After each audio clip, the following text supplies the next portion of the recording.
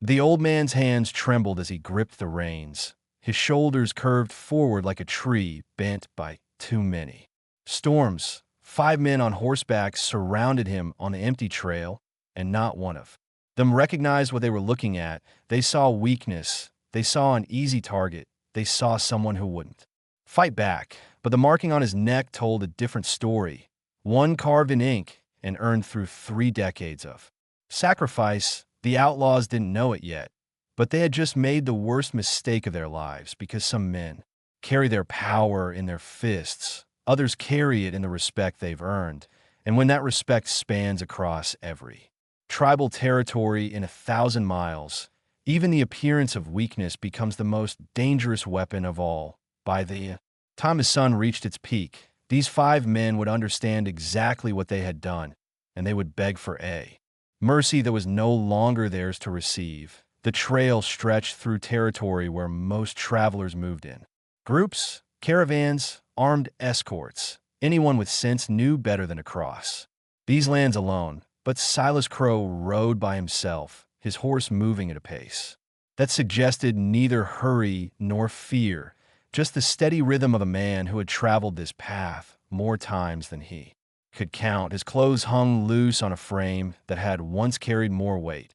His face showed every one of his 68 years' lines etched deep around eyes that had witnessed things most men only heard about in whispered stories. The hat on his head had seen better days, its brim worn thin in places where his fingers habitually gripped it. To anyone watching from a distance, he looked like a man who had outlived his usefulness. Someone the frontier had chewed up and forgotten to spit out. The kind of person who wouldn't put up much of a fight if trouble found him. And trouble was about to find him. The sound of hooves reached him before the riders came into view. Silas didn't speed up or change direction. He simply continued forward, his expression unchanged as 5 men emerged from behind a cluster of rocks that jutted up from the hard-packed earth like broken teeth. They spread out in a practice formation, cutting off any easy escape route. Their horses were well fed, their saddles worn, but maintained. These weren't desperate drifters stumbling through the territory. They were men who knew exactly what they were doing. The one in the middle sat taller than the others. A scar ran from his left temple down to his jaw, pulling his mouth into a permanent half-sneer. His hand rested casually on the handle at his hip. Not quite a threat, but close enough to one. Silas brought his horse to a stop. He didn't speak, didn't show fear or defiance, just waited with the patience of someone who had been in similar situations before and understood how they usually played out. The scarred man leaned forward in his saddle, studying Silas the way someone might examine livestock at a trading post. His eyes moved from the worn hat down to the faded saddlebags tied to Silas's horse. Bit old to be traveling alone, aren't you? His voice carried the rough edge of someone who had spent too many nights breathing dust and smoke. These trails aren't safe for someone who can't defend himself. The other 4 spread out wider, forming a loose circle. The youngest one, couldn't have been more than 22, kept glancing at Silas's horse, his fingers drumming against his thigh in a nervous rhythm that suggested he was eager for whatever came next. Silas's gaze moved from one face to another, measuring each man with the kind of assessment that came from years of reading people. When he finally spoke, his voice was quiet but steady. "I've managed," the scar man smiled, though there was no warmth in it. "Have you now?" He gestured at the saddlebags. "Why don't you show us what you're carrying? Maybe we can help make sure it stays safe." Behind Silas, one of the men moved his horse closer, cutting off the rear. The circle was tightening. "I'm not carrying anything worth taking," Silas said. "Why don't we be the judge of that?" The youngest outlaw had already dismounted, moving towards Silas's horse with the confidence of someone who thought this would be easy. His hand reached for the saddlebag straps. Silas didn't move to stop him. He sat perfectly still, watching as the young man rifled through supplies that amounted to little more than dried provisions, a bedroll, and a canteen that had seen better days. The disappointment showed immediately on the outlaw's face. "There's nothing here." Garrett, the scar man, Garrett narrowed his eyes. Then I guess we'll take the horse. He looked directly at Silas. Get down. For the first time, something flickered across Silas's face. Not fear, something closer to resignation or perhaps sadness. He shifted his weight, preparing to dismount when another voice cut through the tension. The horse alone won't cover. Will you owe Dutch in town? The speaker was a thick-shouldered man with hands that looked like they could snap wood. Without effort, he studied Silas with an expression that suggested he was calculating value the way someone might appraise a broken tool. So what do you suggest? Garrett asked, though his tone indicated he already knew the answer. Old man probably has something hidden, something worth traveling alone for. The thick shouldered man gestured toward Silas. Maybe we should encourage him to remember what he's really carrying. The temperature of the situation changed. What had been robbery was shifting into something darker. Silas finally dismounted, his movements slow and careful. His legs seemed unsteady as they took his full weight.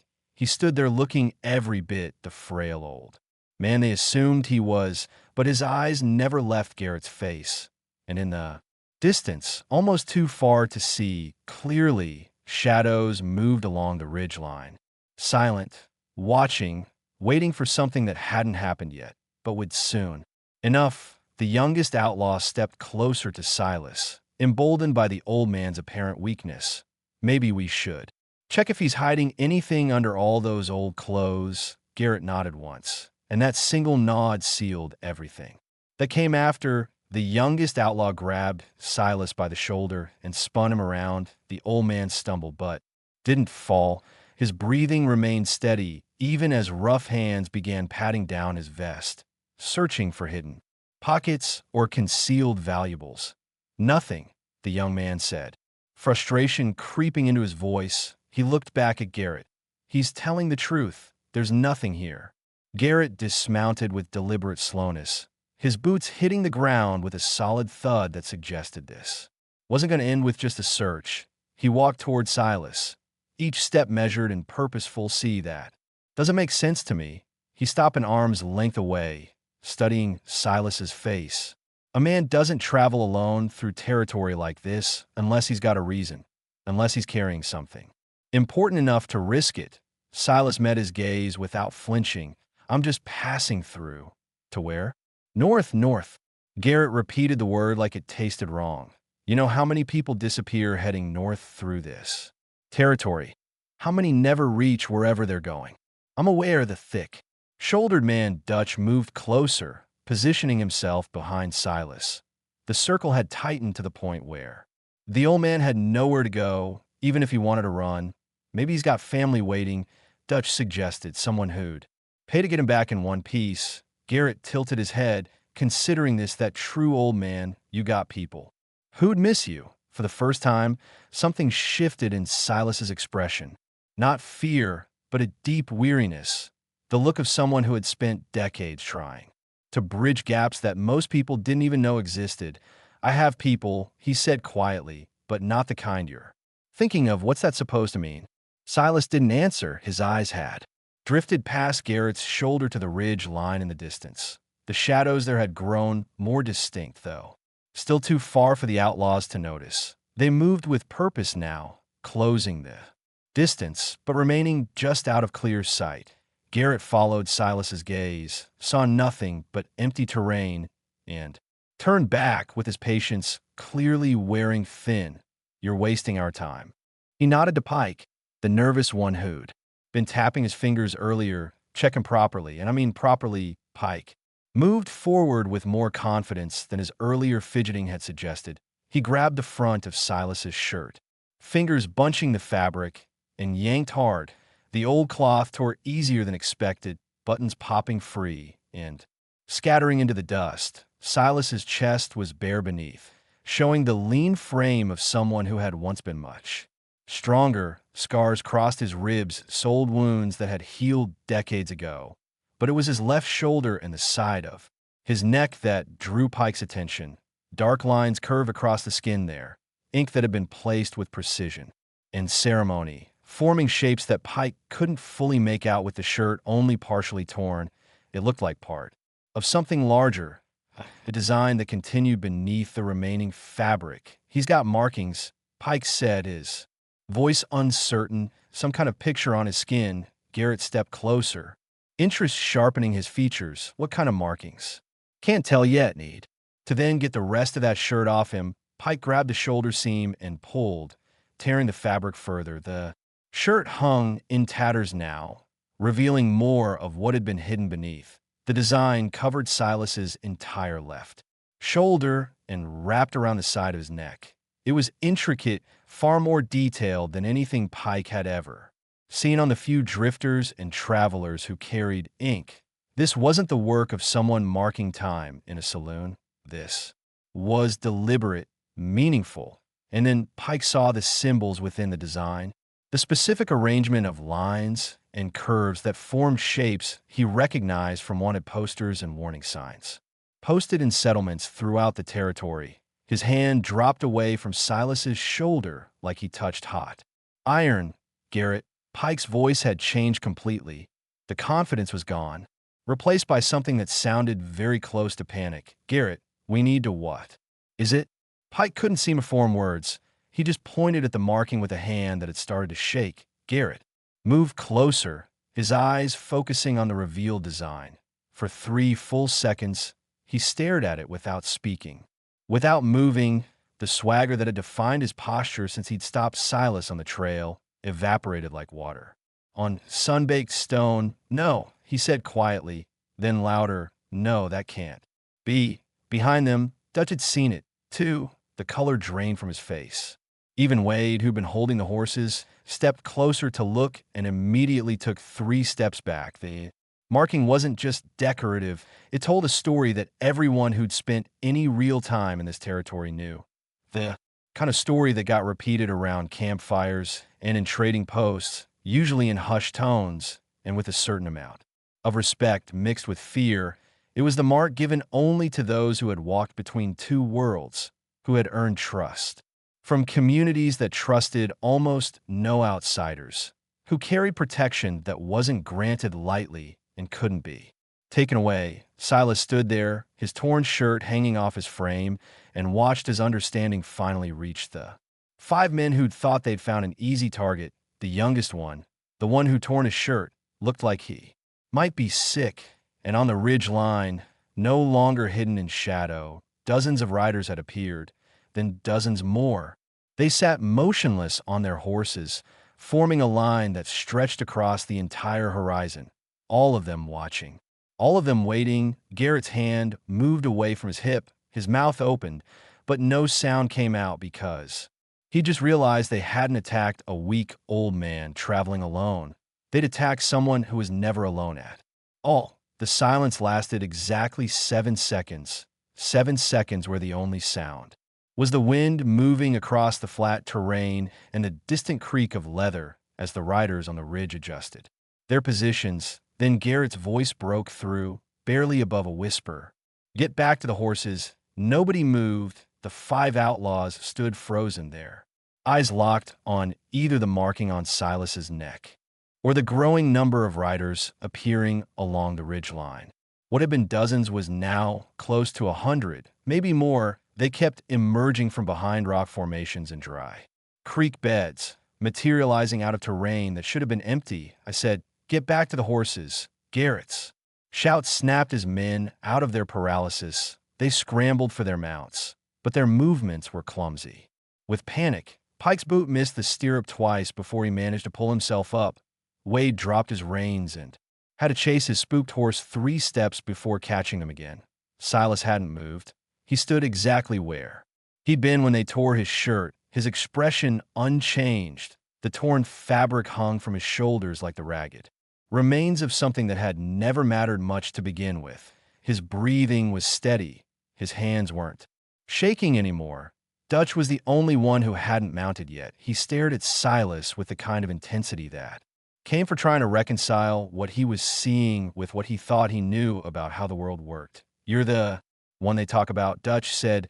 It wasn't a question. The one who lived with them for all those years. Silas met his gaze but said nothing. They gave you that mark. Dutch gestured toward the tattoo.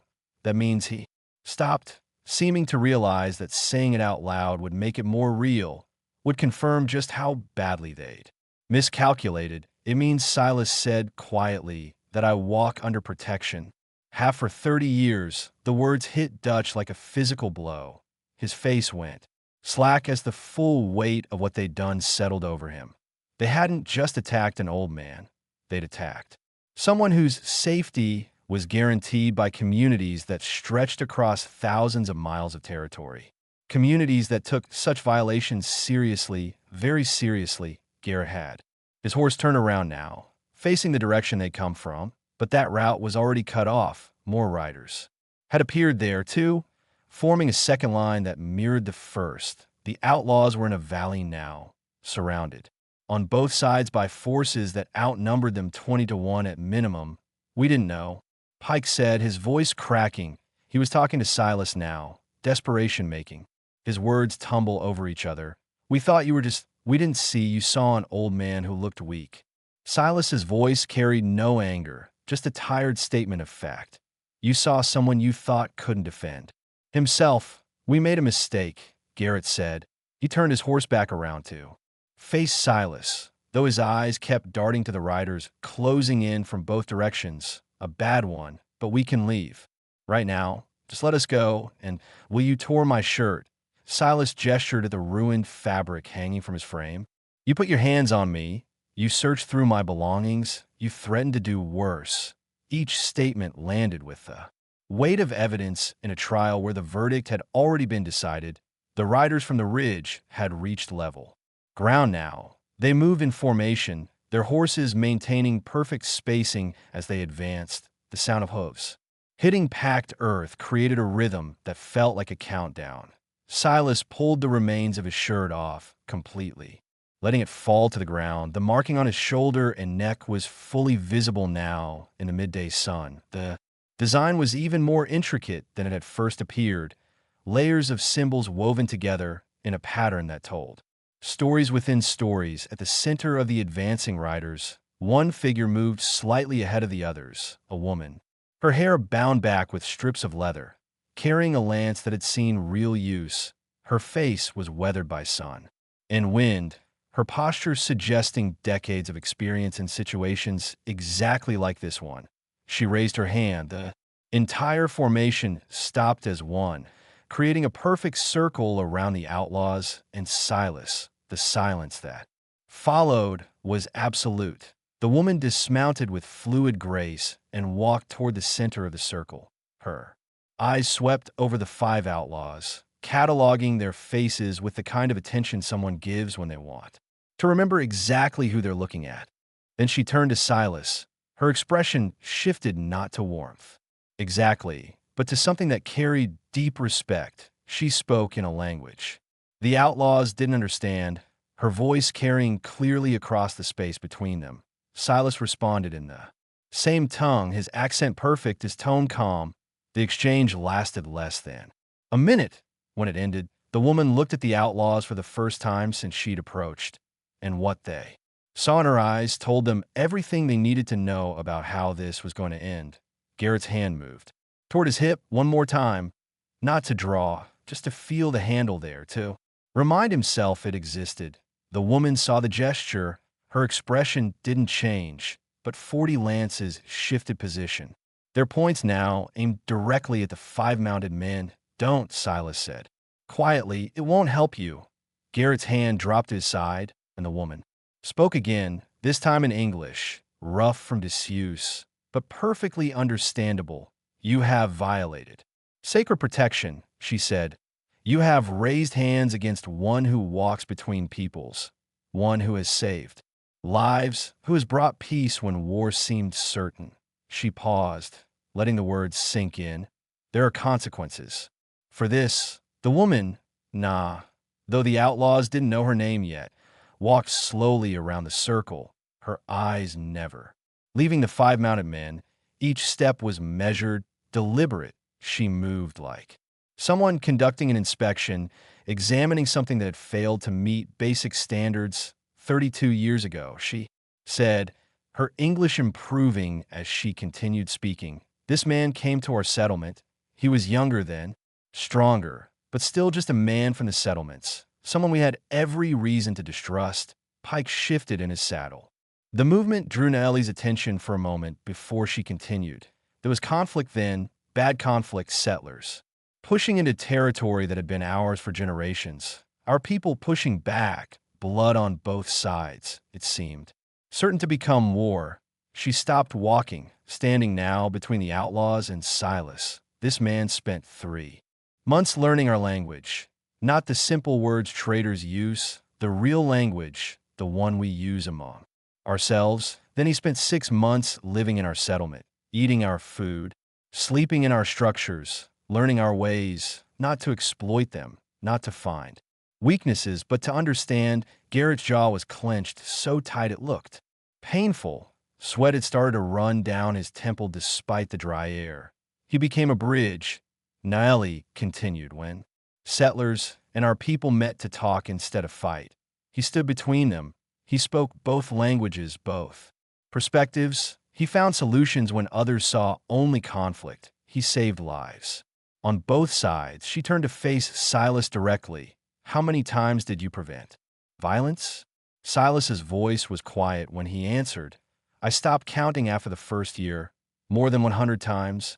Naeli said, turning back to the outlaws. More than 100 situations where people would have died, settlements would have burned, families would have been destroyed. This man stood in the middle and found another way. The weight of those words settled over the circle like physical pressure. The marking he carries, Naeli gestured toward the tattoo on Silas's shoulder, was given in ceremony by 3 different tribal councils. It declares him protected. It declares him family. It declares that harm to him is harm to us all. WD made a sound in the back of his throat that might have been a whimper. We didn't know, Garrett said again. His voice had lost all its earlier swagger. If we'd known who he was, we never would have. You would have left him alone because you feared consequences. Naeli cut him off. Not because attacking an old man is wrong. Regardless of who he is, the accusation hung in the air. Garrett had no response to it. Dutch finally found his voice. What happens now? Naeli looked at him for a long moment. That depends on what? On him. She gestured towards Silas. The violation was against him. The choice of consequences falls to him. Every eye turned to Silas. He stood there, his bare torso showing the prominent marking that had changed everything. The torn shirt lay forgotten in the dust at his feet. His face showed the same weariness it had displayed throughout the entire encounter, but now there was something else underneath it. Not anger, not hatred, something more complicated than either of those simple emotions. They made assumptions, Silas said, slowly saw. Someone they thought was weak, someone who wouldn't matter, someone they could take from without consequence. He took a step forward, then another, until he stood directly in front of Garrett's horse. You asked earlier if I had people who would miss me, Silas said, looking up at the mounted outlaw. You meant family, someone who would pay ransom, someone whose grief you could exploit. Garrett's hands were white-knuckled on his reins. I do have people, Silas continued, hundreds of them across more territory than you could cross in a month of riding. They're not connected by blood. They're connected by something you clearly don't understand, by respect that was earned through years of putting their needs before my own safety, by trust that was built one careful conversation at a time. He paused, letting that sink in. You saw an old man traveling alone. You didn't see the 100 pairs of eyes that were watching him, making sure he reached his destination safely. You didn't see the protection that follows him wherever he goes, whether he asks for it or not. The riders around the circle had remained perfectly still throughout the entire exchange, watching, waiting for Silas to make his decision. Pike broke first. He dismounted clumsily, his legs nearly giving out as his boots hit the ground. He walked 3 steps towards Silas and dropped his knees. Please, he said, we made a mistake, a terrible one. But we're begging you, begging.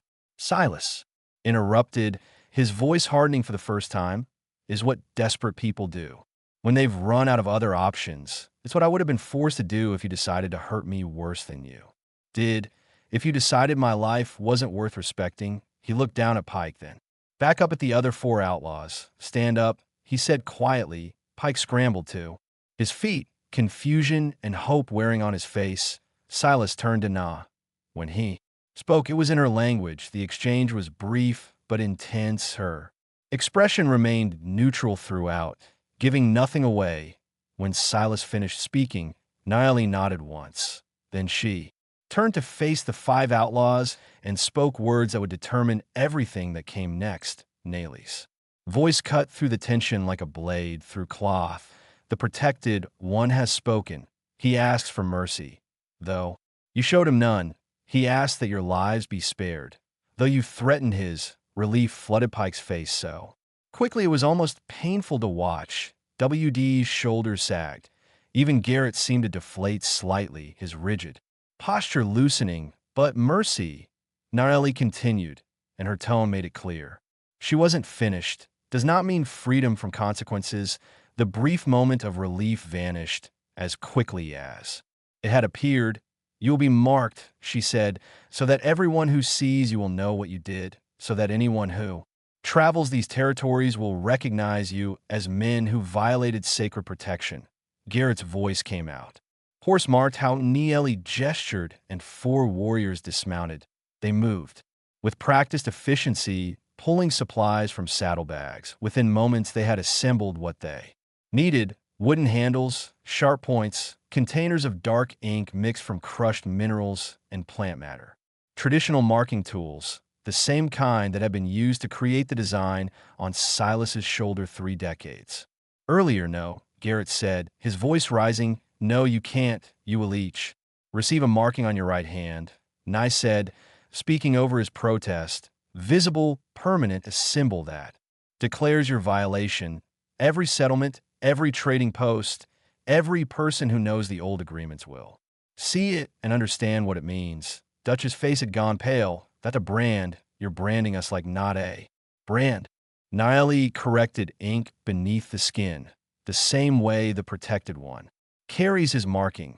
But where his declares honor and trust, yours will declare the opposite.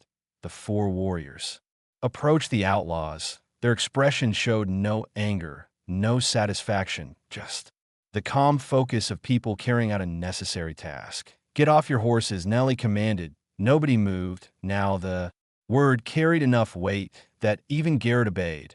All 5 dismounted, their movements slow and reluctant. They stood in a line facing Silas and Naeli with a circle of mounted warriors surrounding them all. Silas watched without expression as the warriors positioned themselves, one in front of each outlaw. The marking tools were prepared with careful attention to cleanliness and precision. This wasn't torture, it was procedure. Hold out your right hands, Naeli instructed. Pike extended his hand immediately, his arms shaking so badly. The warrior in front of him had to grip his wrist to steady it. The others followed more slowly, their faces showing every emotion from rage to resignation. The first warrior pressed the sharp point to Pike's hand and began the work. Pike's jaw clenched, his eyes squeezing shut, but he didn't pull away, couldn't pull away with dozens of lances still pointed in their direction. The design was simple but unmistakable. 3 parallel lines crossed by a 4th at an angle. In the visual language shared across the territories, it meant violator of trust. Anyone familiar with the old agreements would recognize it instantly. Garrett was next. He stared at Silas the entire time, his expression cycling through anger, fear, and something that might have been shame. You could have stopped this, he said through gritted teeth as the warrior worked on his hand. I did stop it. Silas replied quietly, what I prevented was much worse than what you're receiving. Worse how? Silas gestured at the circle of warriors. There are customs, old ones, for violations like this. The traditional response would have left none of you alive to learn from your mistake. Garrett's face went slack as the full meaning of those words settled over him. He'd been thinking of this marking as punishment. He hadn't understood until this moment that it was actually mercy. Wade was third. He kept his eyes fixed on the ground as the warrior pressed ink beneath his skin, his breathing shallow and rapid. Dutch followed, his thick shoulders tense, but his hands steady. He seemed to have accepted what was happening with a stoicism the others lacked. Carnell went last. He'd been silent throughout the entire encounter, watching everything with the calculating expression of someone always looking for an angle, but now, with the sharp point moving across his palm, he finally spoke. How long does this mark last? The warrior working on his hand didn't look up. Forever. There's no way to remove it. The ink is permanent. The meaning is permanent. What you did cannot be undone. So neither can this. When all 5 markings were complete, the warriors stepped back. The outlaws stood there with their right hands throbbing, the fresh ink still wet on their skin. Each marking was identical in design and placement, a permanent record of this day that they would carry for the rest of their lives. Nali walked along the line, inspecting each hand to ensure the work had been done properly. Satisfied, she turned back to Silas. It is done. The violation has been answered. Silas nodded slowly. He looked at each of the 5 men, his expression impossible to read. You have 3 hours of daylight left, he said. I suggest you use them to get as far from here as possible, because while I asked for mercy, not everyone in this circle agreed with that choice. As if to emphasize his point, several of the mounted warriors shifted position, their lances still ready. Go, Silas said, and understand that this marking will follow you everywhere. In this territory, every person who sees it will know what you did. Every door that might have been open to you will close. You wanted to take from someone you saw as weak. Instead, you've lost something you can never get back. The 5 outlaws moved toward their horses, their marked hands hanging at their sides. They mounted clumsily, none of them looking at each other or at the circle of warriors surrounding them. The circle parted, creating an opening that led away from the confrontation, away from Silas, away from the mistake that would define the rest of their lives. Garrett paused before riding through the gap, turning back one final time to look at Silas. What you said about appearances, he said, his voice barely audible, about seeing weakness where there was something else. I understand that now, do you? Silas asked. Garrett had no answer. He turned his horse and rode through the opening, the other 4 following close behind. The dust from the outlaws' departure hadn't fully settled before the circle began to dissolve. Warriors remounted and dispersed in different directions, their presence evaporating as quickly as it had materialized. Within minutes, only a dozen remained, then 6, then just 3 Nile and 2 younger warriors who stayed close to her position. Silas bent down and retrieved the torn remains of his shirt from the ground. The fabric was beyond repair, buttons scattered across the dirt in a pattern that suggested violence. He held it for a moment, then let it drop again. There was no point in keeping something that couldn't be made whole. One of the younger warriors approached, carrying a folded garment. He extended it towards Silas without speaking. It was a simple shirt, undyed fabric that had been made with care. Not tribal clothing, but not settler style either, something between both worlds, which seemed appropriate. Silas took it with a nod of gratitude and pulled it over his head. The fabric settled across his shoulders, covering the marking that had caused so much trouble, or rather covering the marking that had revealed trouble that was always there, just waiting for the wrong circumstances to bring it into the light. Nali dismissed the 2 young warriors with a gesture. They rode off, leaving her alone with Silas in the empty space where judgment had been carried out minutes earlier. You asked for mercy again, she said, switching back to her native language now that the outlaws were gone. Just like you always do. They were foolish, Silas replied in the same tongue. Not evil. There's a difference. Sometimes foolishness and evil produce the same results. Sometimes, but not always. Naeli walked to where Silas's horse had been standing patiently throughout the entire encounter. She ran her hand along its neck, her fingers moving through the coarse mane with familiar ease. You're getting too old for these journeys alone, I'm aware, yet you continue them. Silas joined her beside the horse. His movements were slower than they'd been even an hour ago, as if the encounter had drained something from him that Simple rest wouldn't restore. The settlements to the north have new people, young families who've never met. Anyone from the tribal communities who only know stories, usually the wrong stories. So you go to correct those stories. Someone has to. Nali turned to face him fully. You've been doing this for 3 decades. Silas, you've given more years to building peace than most people live in total. When does it become someone else's responsibility? The question hung between them, weighted with the kind of concern that only came from long friendship. When I can't do it anymore, Silas said simply. And when will that be? When you collapse on some trail, when the next group of outlaws doesn't give you time to reveal who you are before they do something worse than tearing a shirt. Silas's jaw tightened. Today worked out. Today you were fortunate we were close enough to see what was happening.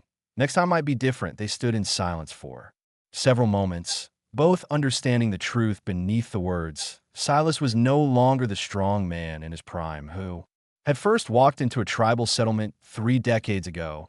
Time had worn him down in ways that determination couldn't reverse. My daughter asked me to stop, Silas said quietly. 2 years ago said I'd done enough, that I'd earned rest.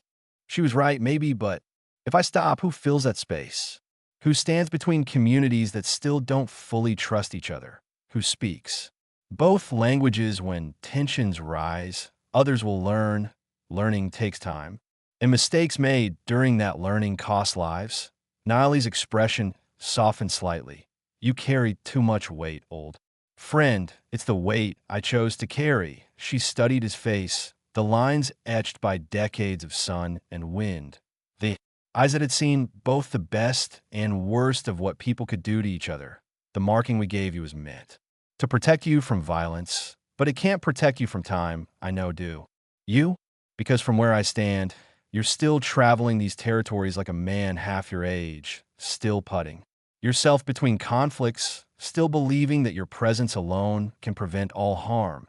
Silas looked away, his gaze settling on the horizon where the outlaws had disappeared. What would you have me do?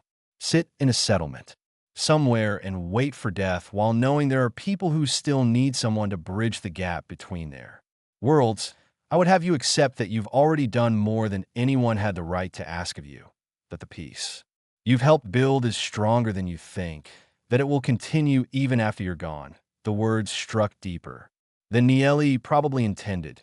Silas felt them land somewhere in his chest, in a place that had been growing heavier with each passing year. I'm heading north, he said after a long pause. There's a new settlement near the river territories. Tensions have been building over water access. I received word 3 weeks ago asking if I could come mediate, and you said yes. Of course I said yes. Nali shook her head slowly. One day you're going to say yes to the wrong situation, and the marking on your shoulder won't be enough to save you. Then I'll face that day when it comes. Stubborn old man. Coming from you? I'll take that as a compliment. The corner of Nee's mouth twitched, not quite a smile, but close enough. She reached into the leather pouch at her waist and pulled out a small bundle wrapped in cloth. Take this dried meat made the way you prefer it. Silas accepted the bundle, recognizing it for what it was, not just food, but care, the kind of gesture that said more than words could express about 3 decades of mutual respect. Thank you, he said. Don't thank me, just promise you'll actually eat it instead of giving it all away to the first person who looks hungry. I make no such promise. This time, Nili did smile, though it faded quickly. Be careful in the north. The new settlers there don't know the old agreements. They might not recognize what your marking means then. I'll explain it to them. And if they don't want to listen, Silas looked at her directly, then I'll keep explaining. Until they do. It's what I've always done. 3 days later, Silas reached the river settlement. The sun had climbed to its highest point when he guided his horse down the slope that led to a cluster of wooden structures built along the water's edge. Smoke rose from several chimneys, and the sound of hammering suggested ongoing construction. New settlement meant new hopes, new families trying to build lives in territory that had already been home to others for generations. It was a pattern Silas had witnessed countless time, shop colliding with history, neither side fully understanding the other. Two men working on a fence line looked up as he approached. Their hands moved to their hips instinctively, then relaxed when they saw just an old man on a tired horse. One of them raised a hand in cautious greeting. Silas returned the gesture and continued toward the largest structure in the settlement, usually where whoever passed for leadership could be found. As he drew closer, more faces turned his direction, curious, wary, assessing the stranger who had arrived alone. A woman emerged from one of the smaller buildings, wiping her hands on her apron. Her eyes narrowed as she studied him, taking in his worn clothes and the horse that had clearly traveled far. "We're not set up for traders yet," she called out. "If you're looking to sell supplies, you'll need to come back in a few weeks. I'm not here to trade," Silas replied, bringing his horse to a stop. "I received word about tensions over water access. I've come to help mediate." The woman's expression shifted from weariness to something more complicated. "You're the one they call the bridgewalker?" It wasn't a question, but Silas nodded. "Anyway, I've heard stories," she said, moving closer. "Didn't expect someone," so she trailed off, clearly trying to find a polite way to say old. Old, Silas finished for her. "I am, but the work doesn't require youth, just patience and a willingness to listen." The woman studied him for another moment, then gestured toward the large structure. "Marcus is inside. He's been coordinating things here. He'll want to talk to you." Silas dismounted slowly, feeling every one of his 68 years in the process. The woman noticed his careful movements, but had the courtesy not to comment. She tied his horse to a post where water and shade were accessible, then led him toward the building. Inside, the structure was divided into sections, part meeting space, part storage, part living quarters for those still constructing their own homes. A man in his 40s stood near a table covered with roughly drawn maps and papers weighted down with stones. He looked up as they entered, his gaze moving from the woman to Silas. "This him says he is." Marcus came around the table, extending his hand. Silas shook it, noting the firm grip of someone who worked with his hands regularly. "We weren't sure you'd actually come. The message we sent was weeks ago. I travel as fast as I can," Silas said, "which isn't very fast anymore." A slight smile crossed Marcus' face, then faded as he returned to the table. "The situation has gotten worse since we sent word. The tribal community upstream has started diverting water for irrigation. We've seen the river level drop by almost a foot. Our wells are running lower than they should be this time of year." "Have you spoken to them about it?" "We've tried, but there's a language barrier, and honestly, I'm not sure they trust us." "Can't blame them for that. They've seen settlers push into territory before without respecting what was already here." Silas moved to the table, looking at the maps. They were crude, but functional, showing the river's path and the approximate locations of both the new settlement and the tribal community upstream. "How many families do you have here?" 17 so far. More coming next month. We've got children who need water, crops that won't survive without it. We're not trying to take anything that isn't fair. But we also can't just sit here and watch everything dry up and upstream." "How many in that community?" Marcus hesitated. "We're not sure. Maybe 30 families. Could be more. They've been here longer than we have years. Probably this is established territory for them." Silas traced the river path on the map with his finger. "So they're using water they've always used, and you need water to survive in a place you just arrived. Both sides have legitimate needs. That's why we ask for help. We don't want conflict, but we also can't just leave. We put everything we have into building here." The woman who'd led Silas inside spoke up. "There's more you should know. Some of the men here are getting impatient. They've been talking about going upstream and confronting the tribal families directly. Marcus has been holding them back, but that won't last forever if the water situation doesn't improve." Silas looked at Marcus, who nodded reluctantly. "It's true. I've got maybe another week before someone does something foolish, and once that happens, there's no taking it back. Then we start tomorrow," Silas said. "I'll need someone who can ride with me upstream. Someone level-headed who won't escalate if tensions run high." "I'll go," Marcus said immediately, "Good. We'll leave at first light," and Silas waited until he had the man's full attention. "Whatever happens tomorrow, you need to trust that I understand both sides of this better than anyone else in this territory. Even when it seems like I'm siding with them, I'm actually working for everyone's survival." Marcus studied him for a long moment, then nodded. "The stories say you lived with tribal communities for decades, that they marked you as one of their own. Is that true?" Silas pulled back the collar of his new shirt slightly, revealing just the edge of the intricate design on his shoulder. "It's true. Then I guess we're fortunate you came when you did." "Well, see," Silas said quietly, "fortune depends on whether people are willing to compromise, and that's something I won't know until tomorrow." As the sun began its descent toward the horizon, Silas stood outside the settlement structure, looking north toward where the river originated. Somewhere up there, families were irrigating crops, drawing water they'd drawn for years, unaware that their actions were creating crisis for people just downstream. And tomorrow, he would walk between both worlds again, would stand in the space where misunderstanding could become conflict, would try to find solutions where others saw only competing needs. It was what he'd been doing for 30 years, what had earned him the marking he carried and the protection it represented. But as Niley had warned, he was getting older, and each mediation felt heavier than the last. He touched the design on his shoulder through the fabric of his shirt, feeling the familiar lines beneath his fingers. Then he turned back toward the settlement, toward rest he would need for what tomorrow would bring. The ride upstream took most of the morning. Silas and Marcus followed the river's path through terrain that grew progressively greener as they approached the source of the diversion.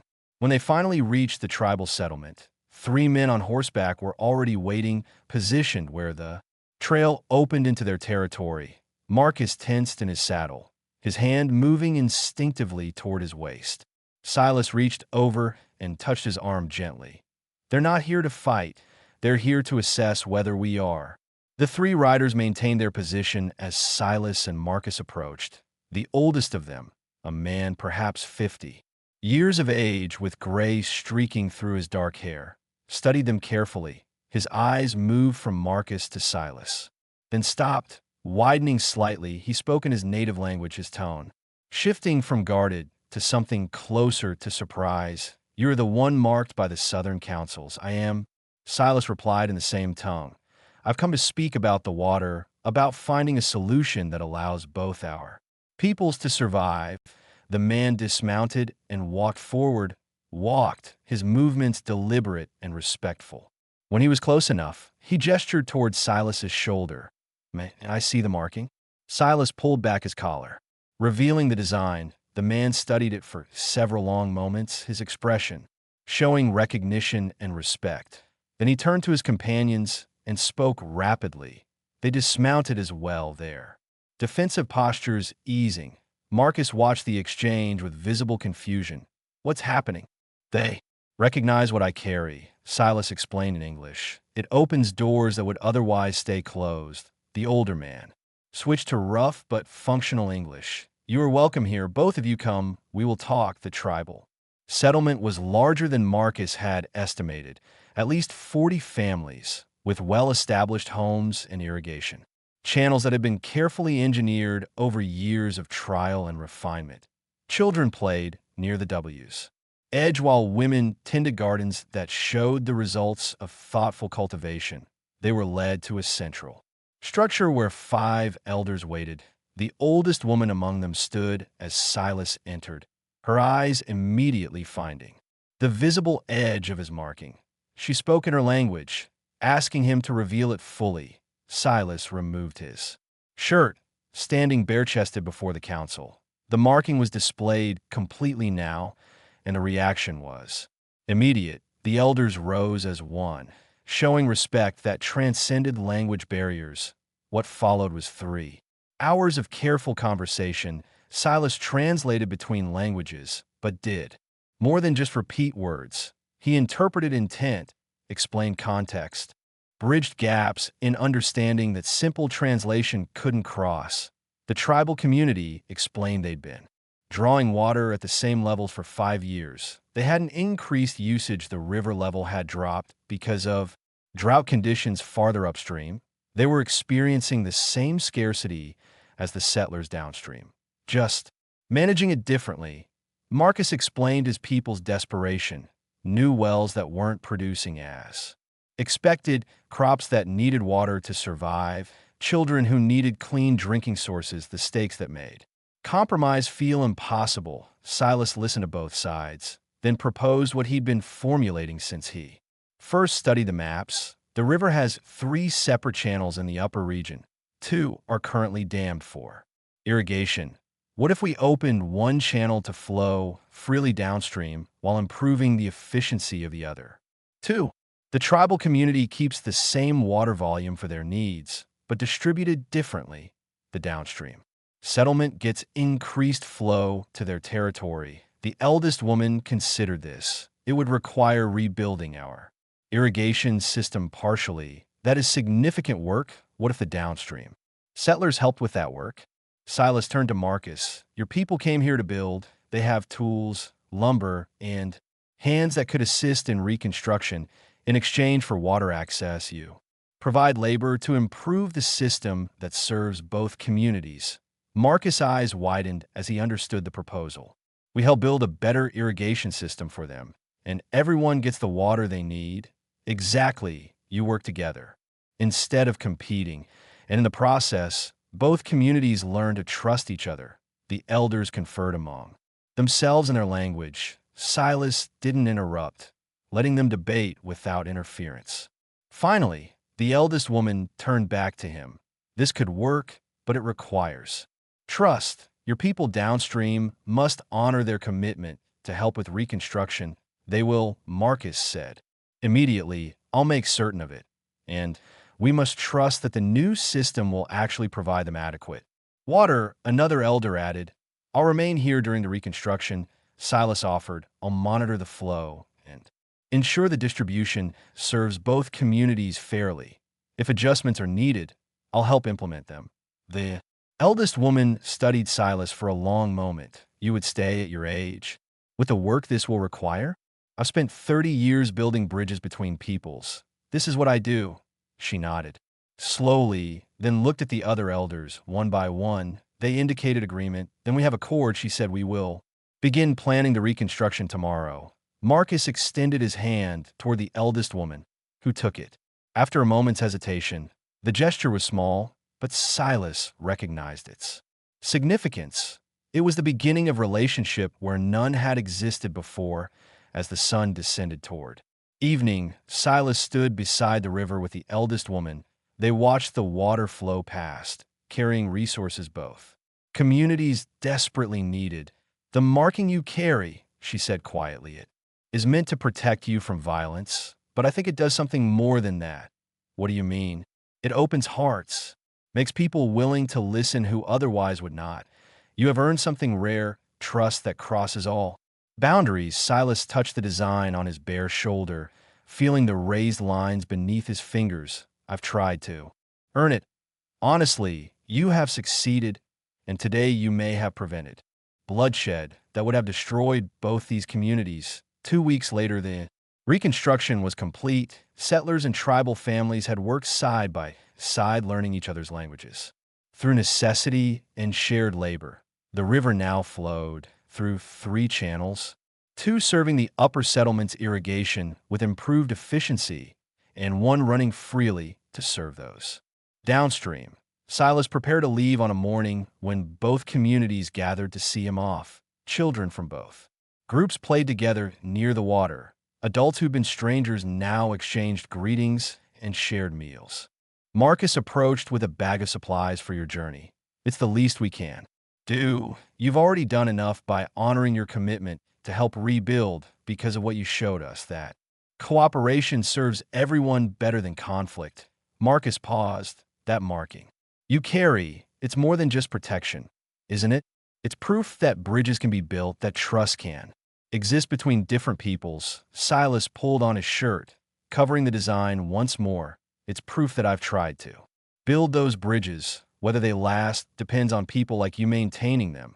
As he rode away from the settlement, Silas looked back once. The two communities continued working together, strengthening systems that would serve both their needs. It was a small victory in a vast territory filled with potential conflicts, but it was the kind of victory that mattered, the kind that prevented violence through understanding, the kind that created future where his marking and what it represented became more common rather than rare. He was old, tired. Each mediation took more from him than the last, but he would continue because the alternative was allowing misunderstanding to fester into hatred. And after 30 years of witnessing what such hatred could destroy, he couldn't bear to stop trying. The marking on his shoulder remained hidden beneath his shirt as he traveled north, but its meaning traveled with him, visible not in ink, but in the relationships he'd helped build across a divided frontier. Some men carried power in their fists, others carried it in weapons. Silas Crow carried his in the respect he'd earned one careful conversation at a time, and that he'd learned long ago was the strongest protection of all.